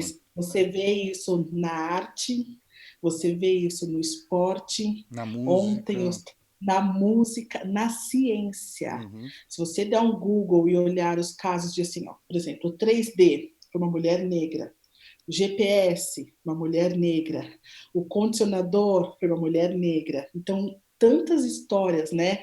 Uma das primeiras cientistas mulher aí para fora, né? Foi uma mulher negra. Então, assim, a gente tem casos emblemáticos, históricos. A primeira autora, né? Primeira grande escritora no Brasil, uma mulher negra. A primeira atriz a receber um prêmio internacional, uma mulher negra, a Ruth de Souza. Então, assim, temos casos, faltam oportunidade. E é o que eu falo. Eles escondem a gente, porque se a gente vai, que a gente vai com tudo mesmo. Porque é o que eu falo, a população negra, o não a gente já tem. A gente Perfeito, Ju. transforma esse não em sim. Perfeito. Ju, como é que você vê? Eu percebo um movimento do afroempreendedorismo no Brasil muito forte, crescendo, né? Não sei se eu estou tendo mais acesso, se eu estou buscando mais acesso ou se está aparecendo mais, mas eu percebo esse movimento mais pujante. Percebo também que grandes empresas perceberam o potencial de consumo da população negra, o potencial criativo da população negra. E acho que essa geração, a sua geração, a da Adri, do Samuel Gomes, dessa galera que está nessa faixa dos 30, 40 anos, é uma geração que talvez já não tenha mais o empreendedorismo pela sobrevivência, porque os pais tiveram e que já tiveram acesso a uma educação, então já está vindo uma onda de empreendedorismo muito interessante. Então eu queria que você Sim. comentasse e me ensinasse, e a todo mundo que está ouvindo que não tem acesso a isso, como que você está enxergando esse movimento, não só do consumo negro, mas do afroempreendedorismo no Brasil, de uma geração que já está vindo para falar de igual para igual em termos de inovação, tecnologia, startup e por aí vai. Eu vejo com encantadamente com ótimos olhos. Tem o movimento Black Money, né? Como você falou, a questão do consumo, população negra, né? De acordo com uma pesquisa feita pela Locomotiva, nós movimentamos 1 trilhão de reais. É muito dinheiro. E aí, de repente, é muito dinheiro indo para a mão, né, em alguns casos, para a mão branca, né, para empresas brancas. Então, assim, existe um potencial que é o movimento Black Money. É você fazer com que a roda também, a economia gire ali entre os nossos. Então, eu compro de empreendedores negros para movimentar esse ecossistema e ajudar, puxá-los para Ajuda a equilibrar a ter um pouco balança, mais né? equilibrar esta balança, porque assim, nós consumimos de pessoas brancas, então temos também que pegar esse 1 trilhão e dividir para a pessoa negra. Eu acho que esta é a Perfeito. melhor força que a gente tem de trazer a igualdade, né? A equiparação social. É quando você gira o canhão do dinheiro, porque quando você coloca dinheiro na mesa, claro que depois de educação, saúde, enfim, mas quando você põe dinheiro na mesa, você puxa aquele empreendedor que está ali numa comunidade, que está ali numa favela, que tem um projeto riquíssimo e que muitas vezes não teve condições de ser visibilizado. Outra coisa, quando este empreendedor também encontra outros empreendedores, lembra aquela parte que eu falo assim, eu me inspirei na Glória Maria, porque eu não tinha outros empreendedores, então eu tinha uma jornalista Glória Maria. Então, quando as pessoas veem uma Adriana sendo capa de uma revista, uma Maitê sendo capa de uma revista, um Sérgio sendo capa de uma revista, revistas de negócios, falando de negócios, de empreendedorismo, de sucesso e fracassos, você também estimula que outros jovens, essa geração aí de 20 anos, até menos, fale, é possível, porque os não, eles também tiveram, eles também saíram de escola pública, como eu saí, eles também, em alguns casos, não tiveram aquele assistencialismo friends and family, né? Que é Sim, o aquele Triple F. aporte de, Ju, desculpa te que é aquele interromper. aporte. Em 1 minuto, o Instagram vai derrubar a gente porque vai completar 1 hora de live. Eu só queria avisar para quem está Olha, passa conectado com a rápido. gente. Não, a gente pode voltar. Logo quando cai, eu já retorno aqui, já volto à live e você volta comigo. E aí eu não queria perder a pergunta do Bito aqui. Depois eu quero que você volte nesse assunto que é muito interessante. Bitão, um grande brother, mandou uma pergunta muito boa. Que ele falou: o público tem cobrado as agências e anunciantes nos casos de campanhas racistas. Os discursos estão mudando, mas o corpo de funcionários continua o mesmo. Como cobrar essa mudança? Não só no discurso. Vai acabar aqui esses 20 segundos, mas eu quero que você volte com essa pergunta. E quem está com a gente aqui no Instagram, volta com a gente, que a gente vai voltar assim que o Instagram derrubar, porque eles limitam a 1 hora a live. Mas eu quero que você volte respondendo essa pergunta e complementando o que você falou, tá bom, Ju? Tá bom. Vai Beleza, e cair pessoal, agora? não, vai cair em 5 segundos. Voltem, a gente vai voltar. Em 5 segundos a gente já está de volta. Volta aqui com a gente. E aí, Ju, você responde, por favor, essa pergunta do Bitão. Peraí, pessoal que está ouvindo pelas outras plataformas, só um Estamos minutinho entrando. Passa muito que a gente rápido, já está nossa. voltando aqui para o Instagram e a gente volta aqui também para as outras plataformas. Pessoal do YouTube e do Facebook que estão aqui com a gente, podem mandar suas perguntas que eu faço aqui direto para a Ju, tá? Já estamos voltando com ela aqui, ela Tá, está ainda aqui, mas ali não, no Instagram não, mas está no Facebook e no YouTube. Mandem as perguntas de vocês. A gente está com um bom público aí assistindo a gente pelo YouTube e pelo Instagram. Queria pedir para que vocês mandem as perguntas de vocês, tá? Vamos voltar aqui para o Instagram. Peraí, tá. vamos Tô só lá. esperando Muita você tecnologia e pouca habilidade, dá entrar nisso mesmo, aqui. tá, pessoal? Vamos lá, já estamos voltando ao vivo. Ju, se você estiver me ouvindo aí pelo computador, você Estou, reconectar aqui comigo pelo Instagram. Nós estamos ao vivo de tá? novo para a segunda parte. Aí, Bitão. Fala, Bitão. Salve, irmão. Tá aí com a gente, Ju já tá voltando. Aqui, estou entrando. Aí, Ju já vai voltar aqui com a gente, então. Deu certo?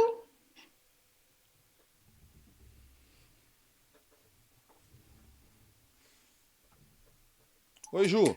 Desculpa, eu vou pedir, Olá!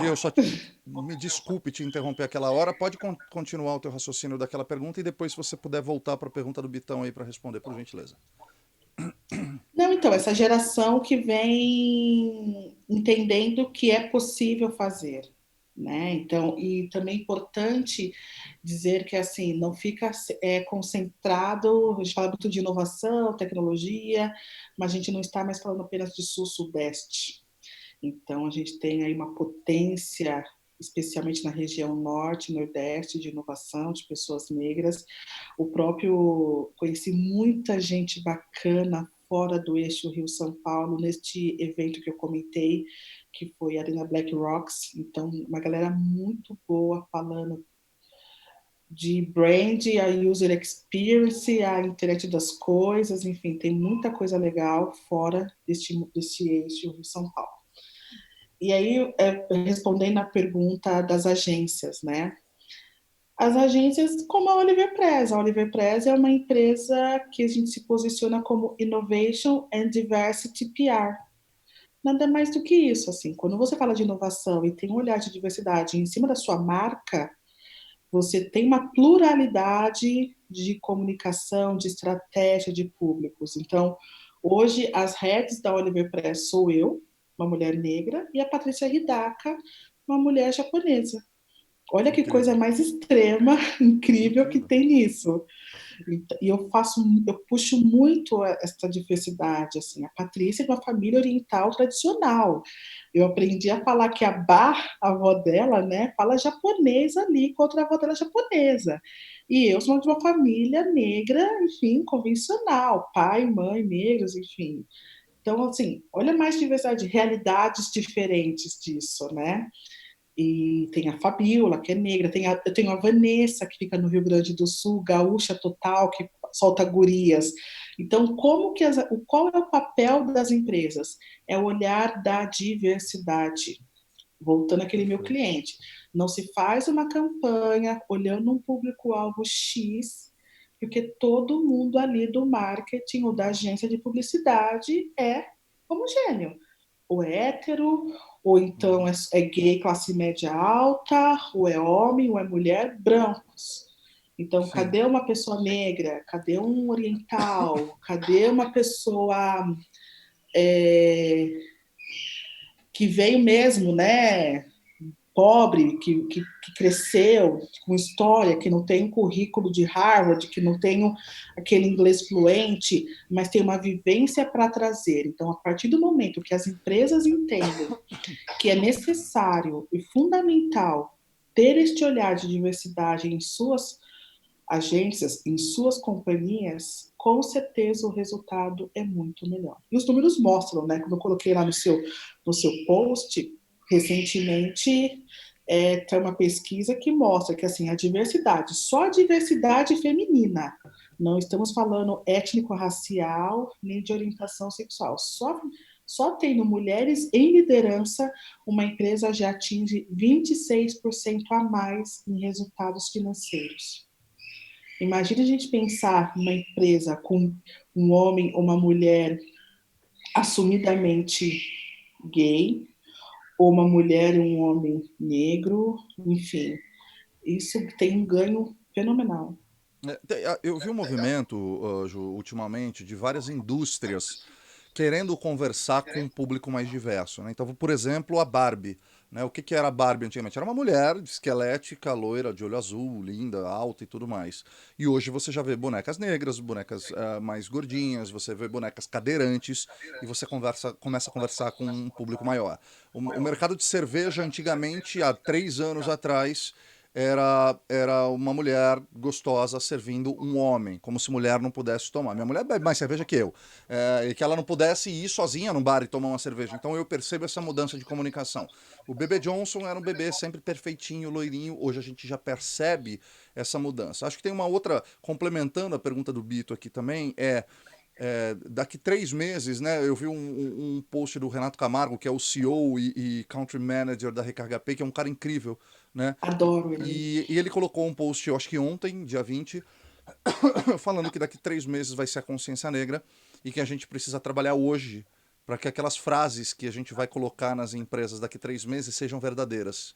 Eu já falo Black isso Lives exatamente, eu já falo isso sobre isso há algum tempo e eu já falei isso no último 20 de novembro, falando que mais legal do que sua empresa fazer uma campanha de comemoração desse dia é a sua empresa dar as mesmas oportunidades e que se você for entrevistar um branco e um negro que tenham competências semelhantes, por que não optar por um negro e ajudar a equilibrar e trazer uma diversidade diferente? Se você tem um heterossexual, um homossexual num processo, por que não? Se você tiver uma mulher e um homem num processo, por que você não priorizar e trazer esse equilíbrio e essa diversidade?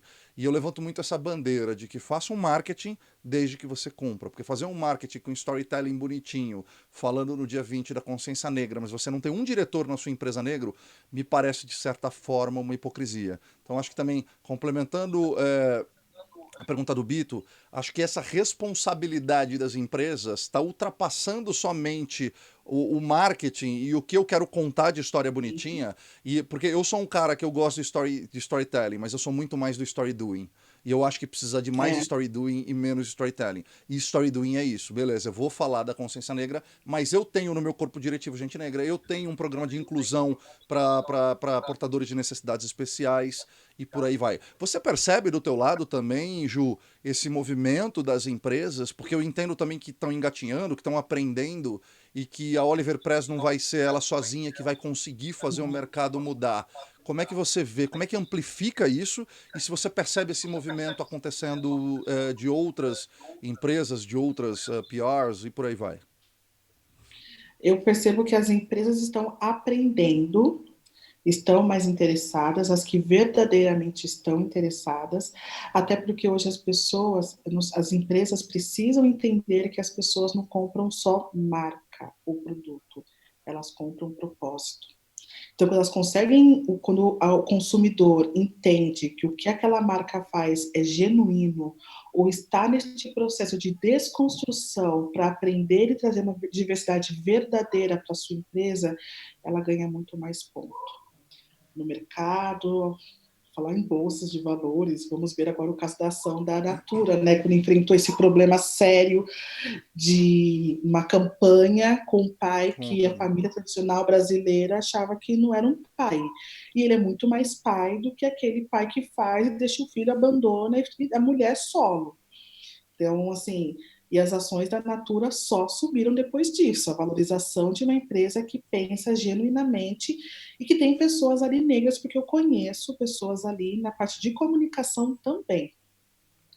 Importante olhar a diversidade, não só a diversidade da base. Então, a gente também precisa olhar a diversidade na liderança, nas tomadas de decisão. Então, não adianta também abrir um programa de diversidade, colocar um monte de gente no telemarketing, na parte operacional, e nos tomadores de decisão ali, no marketing, no C-level, né, nos heads das empresas, na parte de diretoria, continuar o mesmo, porque as decisões vão ser top-down, né? Pessoas que pensam iguais, tomando decisão para um público que não tem nada a ver.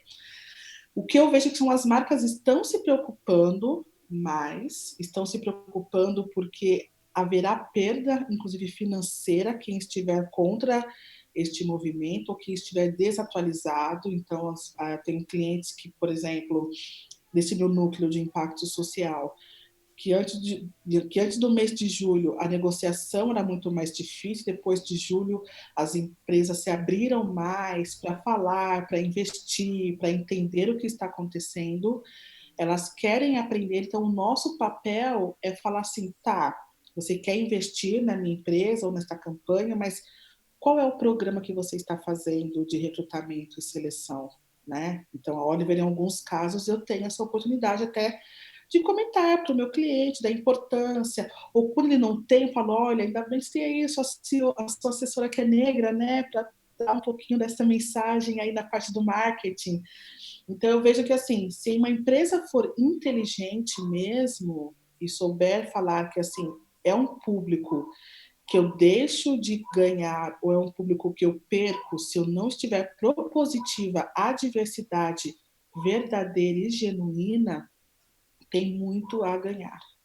Muito, muito mesmo, assim. Então, eu Legal. acho que quem for sábio, quem quiser sair desta crise com uma forma mais segura, é também pensar nessa diversidade.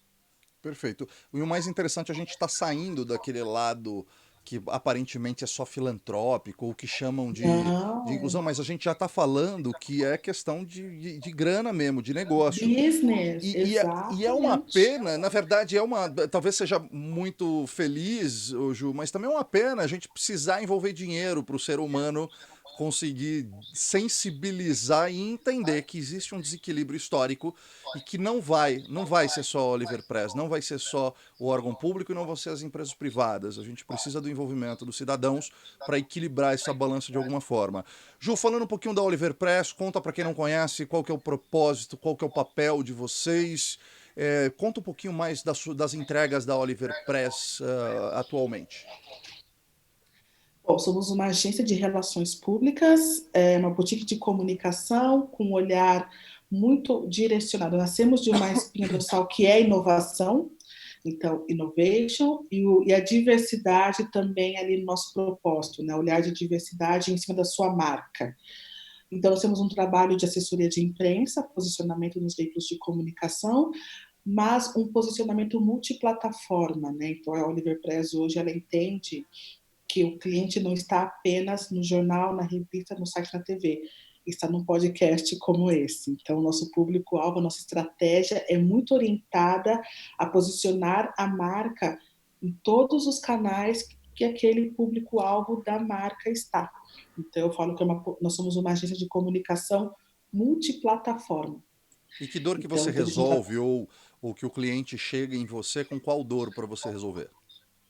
a questão da visibilidade e fortalecimento da marca. Então, tem muito cliente, especialmente startup, que tem um produto muito legal, uma entrega muito bacana, mas que falta esta visibilidade, né? Então, como é que eu coloco a minha marca junto com uma estratégia convencional de marketing, de mídia paga, mas que eu tenho uma mídia espontânea, né? Alguém falando de mim de maneira orgânica. Então, é isso. Então, é você ser referência naquele seu assunto e trazer essa visibilidade para que o seu público tenha acesso a você. Então, não só no seu site, ou no seu blog, ou numa campanha publicitária, nos veículos de comunicação. A nossa dor principal é essa visibilidade, este fortalecimento da marca, este reconhecimento da marca nas mídias e nos canais de comunicação.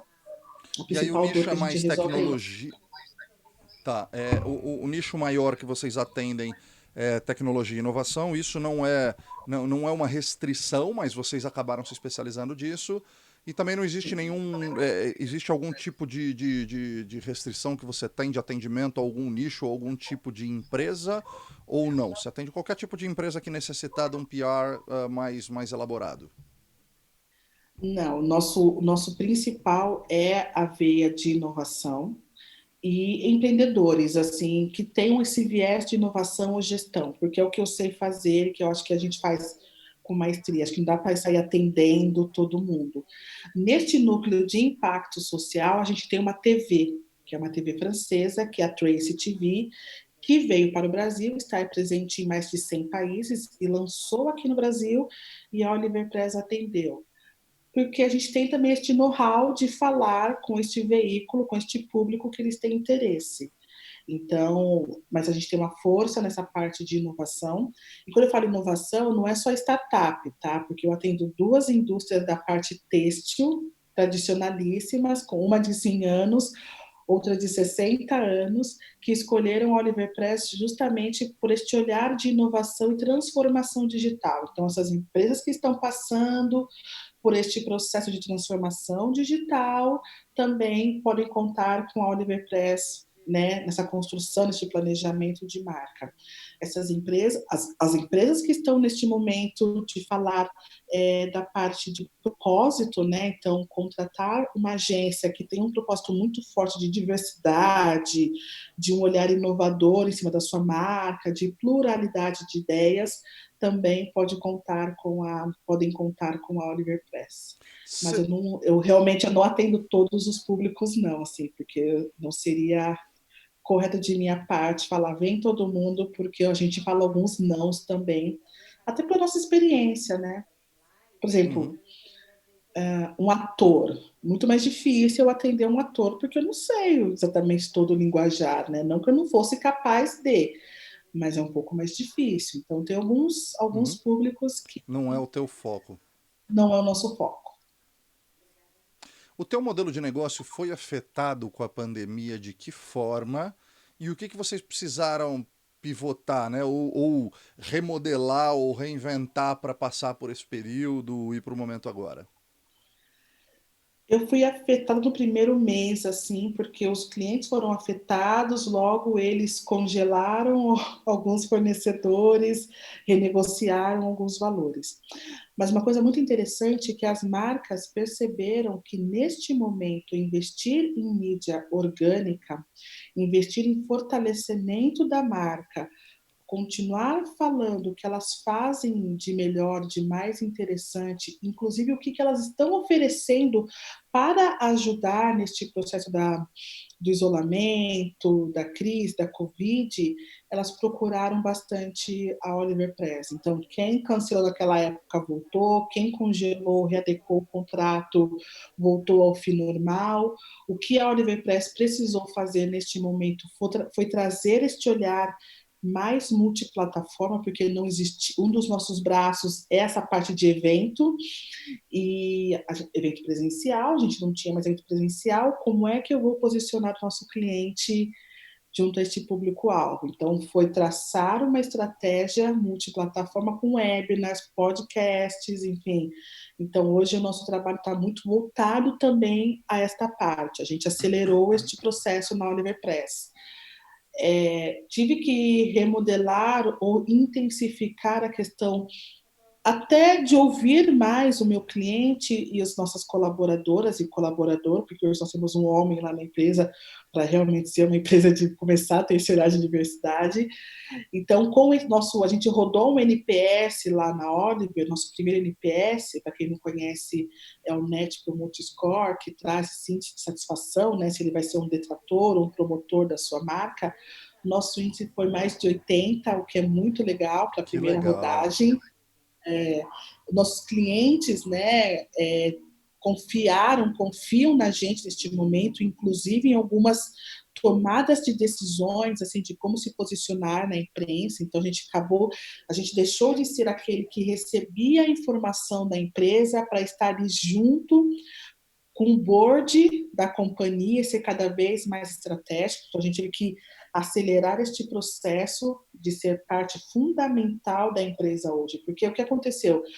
Alguns clientes cortaram diversas áreas, só que mantiveram assessoria de imprensa porque eles entendiam que o nosso papel era fundamental para mostrar que era uma empresa interessante, que pensava nessa questão da Covid. Então, diversas soluções. Eu amo trabalhar com startup, porque assim, no meio de uma crise, em 72 horas, eu tinha casos de clientes que lançavam soluções contra a Covid, que eu falo assim, meu Deus, como eu amo essa agilidade, né? Esse modelo ágil do ambiente de startup. E a Oliver teve que ser ágil também na gestão, na entrega, no atendimento, enfim, para manter. Então a gente cresceu, na verdade, a gente cresceu em número de clientes, nós contratamos funcionários neste período, então, graças a Deus, estamos caminhando aí. Que legal, Ju. Quais os planos futuros aí? Ou qual que é o sonho grande da Oliver Press? Da PJ Oliver Press, qual que é o sonho grande de vocês? Nossa, eu acho que atender contas com esse propósito, atender grandes contas, grandes nomes também, que entendam este propósito da diversidade, de olhar diversidade, de olhar inovação. Então, a gente já está caminhando bem para isso. A Oliver Press, acho que é interessante falar que a Oliver Press já nasceu atendendo clientes internacionais, então desde 2015 a gente já tem clientes internacionais na casa. Hoje temos 2 clientes internacionais, mas já foram mais de 5 nesse período. E isso é muito legal, assim, a gente aprende muito com os clientes internacionais, porque eles já vêm com esse propósito e acostumados com uma CEO negra, acostumados com uma empresa de diversidade, principalmente as empresas americanas que a gente atendeu. E aqui no Brasil tem esse propósito de chegar, né, ter, claro, uma estrutura, mas principalmente atingir essas contas que estão neste processo de diversificação mesmo, né, de um olhar mais amplo. Mas claro que tem ali umas metas financeiras, enfim, agressivas de crescimento aí bem interessantes. Pelo menos crescer 35% este ano. Então a Caramba, gente mesmo está com pandemia. mesmo com pandemia. Então, o Incrível. que a gente fez, assim, tudo que entrou na Oliver Press, eu tomei uma decisão contrária de que muita gente tomou, que foi de congelar investimento. Ali eu tomei a decisão de, tipo, não, vai ser o contrário. Eu investi muito, trouxe uma consultoria de gestão em RH para o olhar interno das nossas colaboradoras, né? Então, clima organizacional, análise de desempenho, treinamento de liderança. Então, a gente está passando por um processo aí bem forte disso, treinamento de Scrum, enfim, o próprio NPS que eu te comentei, planos de crescimento. Então, a Universi está se preparando fortemente nisso. Um segundo momento que nós estamos fazendo também é o nosso rebranding de posicionamento, de site, para também trazer essa musculatura que a gente deve trazer em breve e preparando a casa para 2021, assim. Então, não digo que foi fácil, não, esse março e abril, tá? Então, eu precisei adequar o meu escopo, adequar alguns contratos, clientes que entraram, vou trabalhar um mês, 2 meses com você, 2 meses com você, eles já construíram contratos fixos de 1 ano, pelo menos, porque entenderam a nossa entrega, a equipe está muito mais unida, muito mais forte, nós ainda estamos no home office, nós não voltamos, estamos lá com a nossa agência fechadinha na Vila Madalena, e aprendemos a fazer essa gestão à distância e uma entrega muito legal. Então nós estamos reaprendendo todos os dias e tem sido muito bacana. Que legal. Acho que travou um pouquinho aqui, Ju. Peraí. Opa, voltou. Ju, qual a estrutura necessária para fazer a Oliver Press funcionar? Você falou que você tem uma agência, um escritório ali na Vila Madalena. Quantas pessoas são? 15. São 15 pessoas. Contando com você, são 15 Entre, pessoas para fazer funcionar. entre jornalistas, publicitários, ou relações públicas de formação, administrador, tal, mas nós vamos contratar mais algumas pessoas agora, porque tem algumas contas entrando na casa. Que Então, legal, e é Ju. legal porque eu estou numa casa na Vila Madalena bem aconchegante. Quando você me perguntou do desafio, foi quando eu assinei o meu primeiro contrato de aluguel, longo prazo, porque eu falei, meu Deus, eu vou sair da minha casa, né? Como é que vai ser?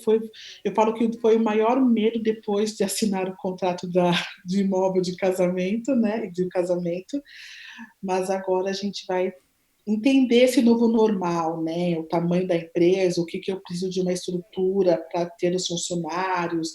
Estamos ainda em discussão para saber como que nós vamos trabalhar juntos presencialmente em 2021.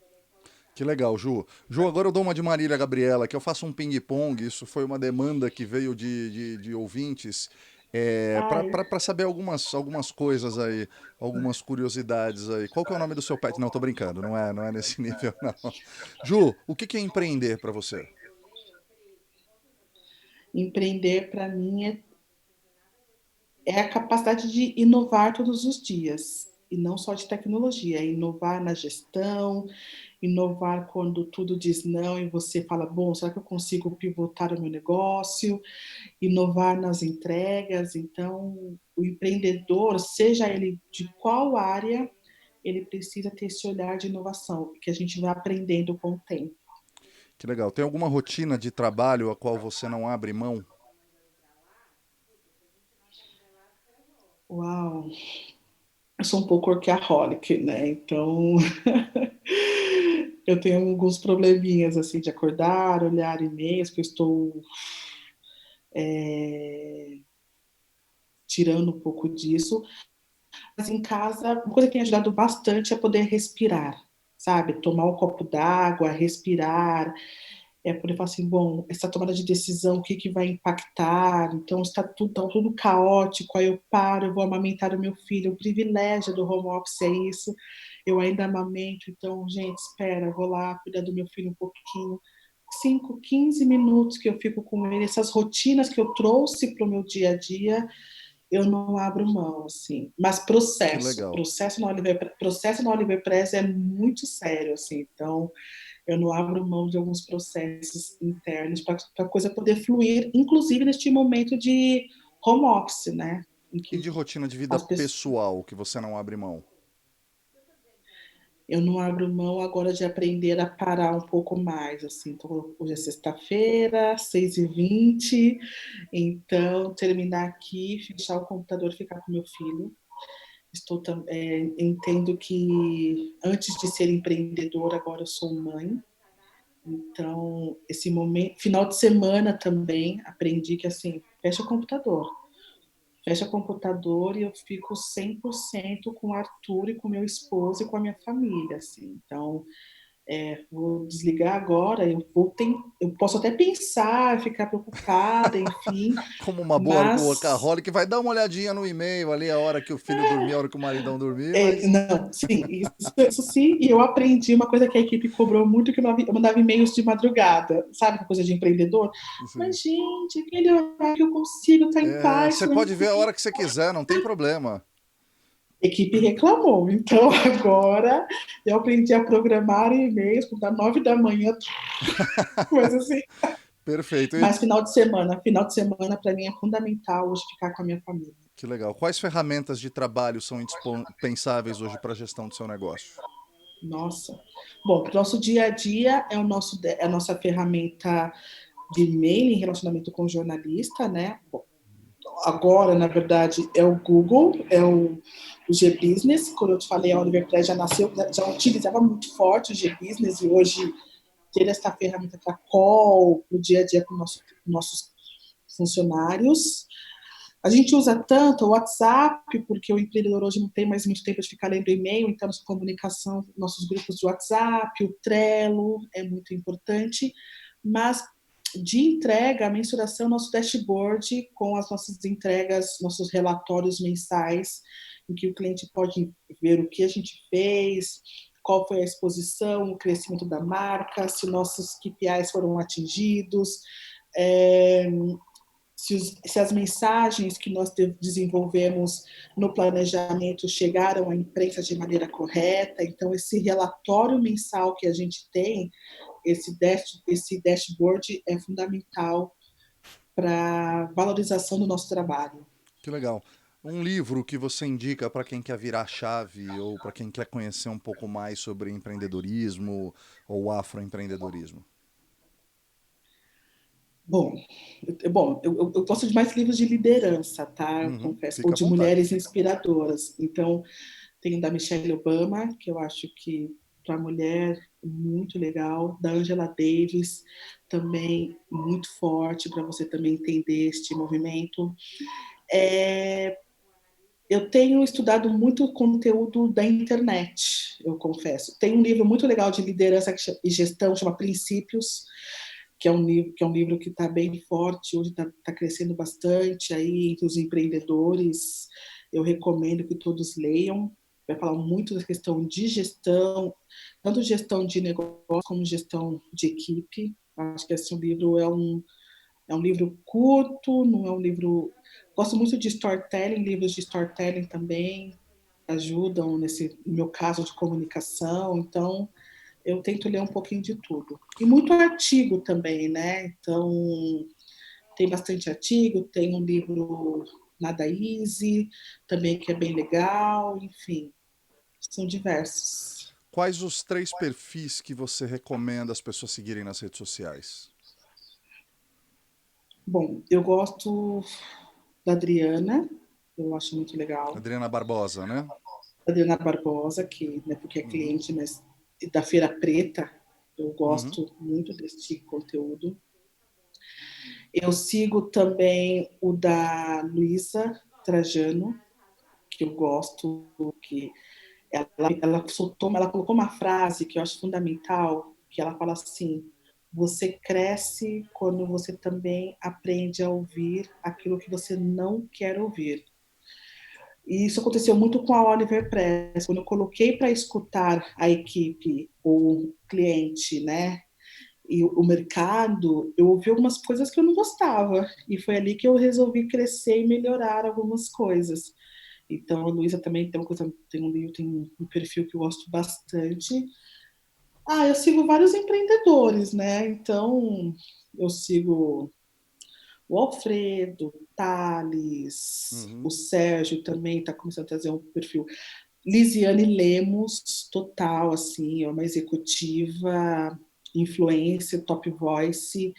Então, ela é uma mulher negra e ela tem esse olhar de inovação muito forte, de business também. Recomendo super acompanhar a Lisiane. O seu perfil no LinkedIn, Obrigado. especialmente, que eu gosto bastante. Do Renato Camargo, que é o CMO da Recarga Pay, que eu gosto bastante. Então, eu acompanho bastante gente. Da Que própria legal. Michelle, enfim, da Qual que é, Michelle Obama, enfim. qual que é o seu sonho, Ju? Nossa, o meu sonho é que realmente, bom, como profissional, né, como líder, é ter deixado um legado de que eu impactei positivamente neste processo de diversidade na comunicação do Brasil, assim. E como líder, que eu sirva de inspiração para para as pessoas deste olhar de gestão diversa e humanizada. Eu acho que não faz sentido uma empresa crescer só orientada a negócios. Uma empresa tem que crescer orientada a seres humanos, né? Perfeito. Então, eu não posso crescer se eu não tiver uma equipe engajada, que apoia, que vibra por cada cliente, por cada sucesso nosso, que se entristece quando as coisas não vão bem, que veste a camisa. Então, eu fico muito feliz que o nosso turnover, nós não somos uma empresa, né? Grande porte, mas nosso turnover de equipe é baixíssimo. Então, são profissionais que estão conosco assim há muitos anos. Tenho tanto quem acabou de entrar, mas como eu te falei, a Vanessa do Rio Grande do Sul, que está comigo desde o mês 5 da Oliver Press. Que legal, Ju. Ju, muito obrigado por você compartilhar sua história super inspiradora. Para mim foi uma grande aula por receber a gente, dar essa aula de vida, compartilhar a sua vida com a gente. Como é que as pessoas te acessam, suas redes sociais, ou se quiserem te contatar? Bom, meu perfil pessoal é o Julie de Oliver, né, que é no Instagram. No LinkedIn é Juliana Oliveira, mas profissionalmente também é o Agência Oliver Press, tanto no Instagram como no LinkedIn. E o meu e-mail, juliana@oliverpress.com.br. Que legal, Ju. Quer deixar uma mensagem final para a turma que está te ouvindo? Eu quero dizer que assim, quando tudo diz que não, uma voz me encoraja a prosseguir. Eu sou evangélica, acho que é importante eu falar isso. A minha base espiritual também me ajudou muito, assim, eu ter esse propósito espiritual, ter esta uma empresa que eu falo que eu entrego a Deus e que cresce também muito com essa parte minha espiritual. E quando eu estou bem triste, quando eu acho que não dá certo, aí eu lembro deste louvor e quando tudo diz que não, uma voz me encoraja a prosseguir. E aí você vai achar essa voz da onde você quiser, assim, espiritualmente, um mentor, um amigo, um familiar, você precisa ter a sua voz interna, você precisa prosseguir, seja prosseguindo na sua empresa, se você está desempregado, prosseguir em procurar emprego, com uma saúde debilitada, prosseguir na cura, enfim, eu acho que é muito importante, assim, eu sinto falta de ver empreendedores falando esse olhar espiritualizado também. Somos seres humanos, né? Então, eu não sou só negócios, negócios, negócios, né? Então, eu acho que é importante, eu não quis deixar frase de grandes líderes aqui, não. Eu acho que eu quis mostrar quem é a Juliana, que Lindo. os meus colaboradores conhecem. Perfeito, Ju. Eu espero que todos vocês que participaram desse episódio de hoje tenham gostado e que tenha gerado algumas reflexões e insights que você tenha gostado e que a partir de hoje você também tenha mais vontade e coragem de virar a sua chave. Se você quiser se conectar com a gente tem um grupo no Telegram e o link para esse grupo vai estar na descrição desse episódio. Não deixe também de nos enviar seus comentários, críticas, sugestões ou feedbacks pelas nossas redes sociais, no Facebook, Instagram, LinkedIn, YouTube, tudo @podcast Virando a Chave, e no nosso site www.podcastvirandoachave.com.br. Se você quiser conhecer um pouco mais sobre a minha rotina depois que eu virei minha chave, me segue lá aqui no Instagram, ou lá no Instagram, é @MarcelPenobre, ou no LinkedIn, onde eu produzo conteúdos diários de liderança, vendas, negociação, Muito bons. inovação. É só botar com o Marcel Nobre Podcaster que te leva para o meu perfil. Se você estiver curtindo esse episódio pelo Spotify, não deixa lá de clicar no botão seguir e fique sabendo dos próximos episódios. E se estiver ouvindo pelo iTunes, deixa suas 5 estrelinhas e nos dê o seu feedback. Tchau, muito obrigado e até a próxima. Obrigado, Ju. Obrigado, povo que ficou com a Obrigada, gente até essa Marcel. hora. Foi um prazer Obrigada a enorme, foi uma todos. grande honra para mim, uma grande aula. Estamos super conectados para os próximos projetos aí, tá bom, Ju? Obrigada, Marcel. Obrigada mesmo. Foi um prazer. E que a gente continue aí nessa jornada juntos. Eu aprendo muito com você também. Está sendo muito, muito bacana. Adorei a conversa. Então, 1 hora e meia que passou bem rápido. Foi ótimo, foi excelente, foi uma grande aula para mim. Estou super me desconstruindo com a sua ajuda, com a da Adri, e descobrindo muitas coisas interessantes. Então, considero vocês minhas mentoras também de abrir a minha cabeça para a vida, para as possibilidades e tudo mais. Então, muito obrigado a todo mundo que ficou aqui com a gente esse tempo todo. Vai estar disponível o vídeo pelo Instagram, pelo YouTube, pelo Facebook, no site do Virando a Chave. E a gente extrai o áudio disso para o podcast que está no Spotify, no Google Podcasts, no Deezer, todos os lugares que tem podcast tem. E se você mesmo assim não tiver, você pode entrar no site que lá também vai ter o áudio. Muito obrigado, um ótimo final de semana, Ju, um ótimo final de semana a todo mundo e até a próxima. Valeu, Obrigada. Beijos. Tchau. tchau.